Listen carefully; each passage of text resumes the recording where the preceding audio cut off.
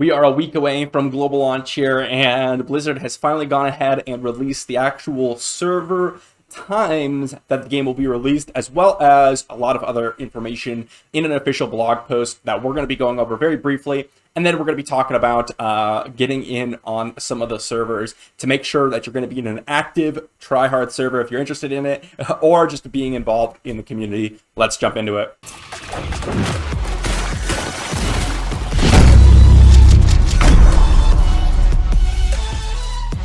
So as you can see here from the Diablo Immortal official Twitter, we have the global release server times.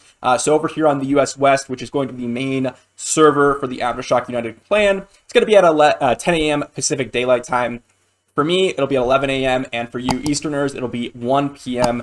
Eastern Daylight Time. So definitely be paying attention. Take the day off if you can, if you want to push the game really hard, or maybe just squeeze in some time during lunch or something like that. But for those of you that are in any other region out there, perhaps I'm not sure where the Australian, if there's going to be a comprehensive Australian server, or maybe South America servers. I don't know all that stuff because we're not really involved in that.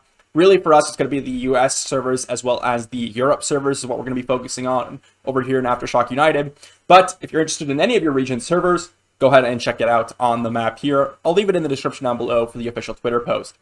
Then we have this official post from Blizzard here in terms of their blog post. This is a few of the things that we've been talking about as content creators over the past few days.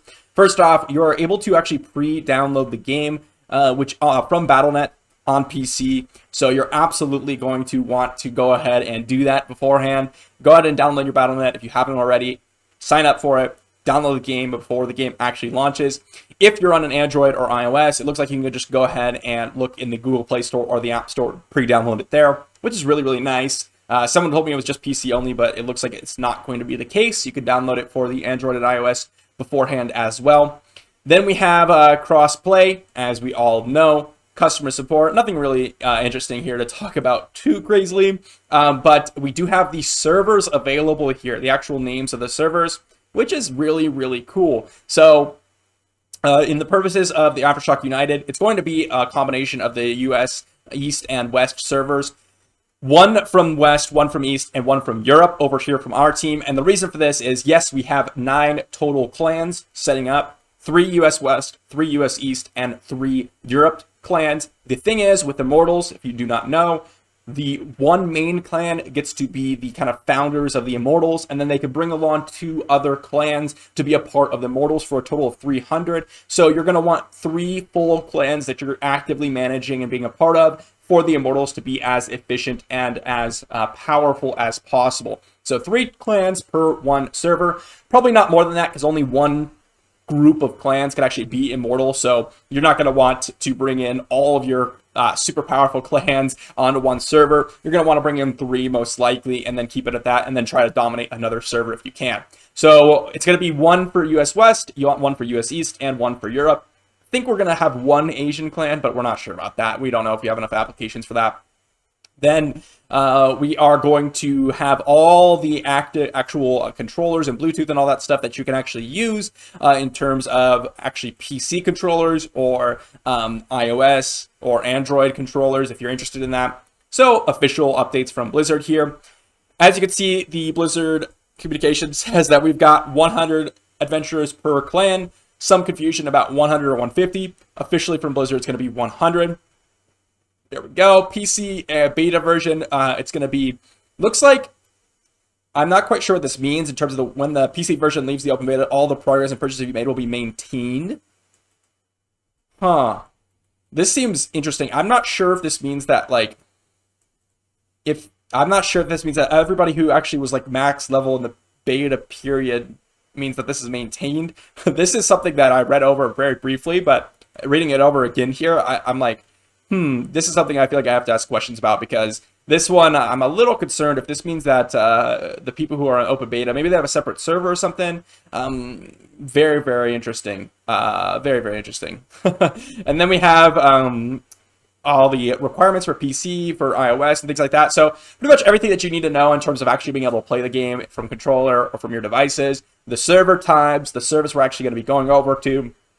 We will be, as a group over here at Aftershock United, determining the US West, East, and Europe servers soon, and then giving an announcement for that when the time comes, and we'll let you know about that. So one thing that I am a little concerned about this before we jump into the plans for each of the servers is that this is something that I really do want to dive into a little bit more, because to me, this seems like the open beta players are going to keep their progress, if I'm not mistaken.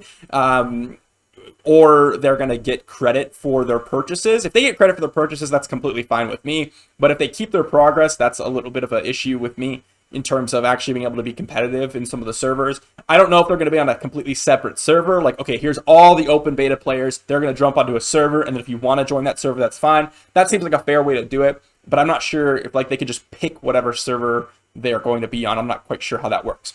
That being said, here is the Aftershock United teams right here. And you can see here we're completely dominating in terms of actual players. We're up to 90 for the Prime. We've got a ton of people. We got 70 for the West. We had to open up 3 additional teams for the East teams over here, and then we're starting to fill those out, as well as European servers as well.